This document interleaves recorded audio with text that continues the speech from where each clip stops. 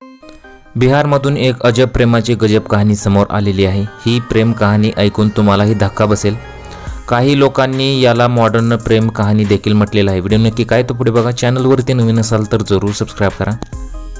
बिहारमधील दोन महिलांचे चक्क एकमेकींच्या पतीवर प्रेम जडलं। एवढेच नाही तर प्रेमाला न्याय देत दोन्ही जोडप्यांनी एकमेकांसोबत लग्नही केलं।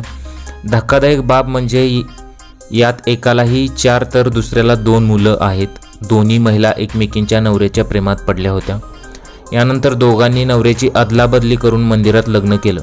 स्थानिक लोकांनी दिलेल्या माहितीनुसार हर्दिया गावातील रहिवासी असलेल्या नीरजचे लग्न 2009 मध्ये पसराहा गावात रुबी देवीसोबत झाले होते। दरम्यान त्याला 4 मुलं देखील आहेत। जानेवारी 2022 मध्ये रुबी पसरा गावात राहणाऱ्या मुकेश कुमारच्या प्रेमात पडली। मुकेश देखील विवाहित असून त्याला 2 मुले आहेत। काही दिवसांनी दोघांनीही लग्न केले। या प्रकारामुळे नाराज झालेल्या रुबीच्या पतीने मुकेश विरुद्ध पसारा पोलीस ठाण्यात अपहरणाचा गुन्हा दाखल केला। नीरजने सांगितले की गावात अनेकदा पंचायती झाल्या पण मुकेश राजी झाला नाही। वर्षभर खटला चालला पण रुबी परत आली नाही। दरम्यान संतापलेल्या नीरजने बदला घेण्याचे ठरवले।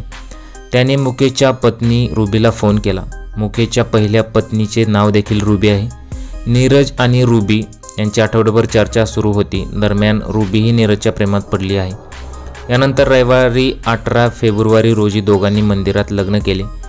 नीरज टाटा कंपनीत तर मुकेश मजूर म्हणून काम करतो असे स्थानिक लोकांचे म्हणणे आहे।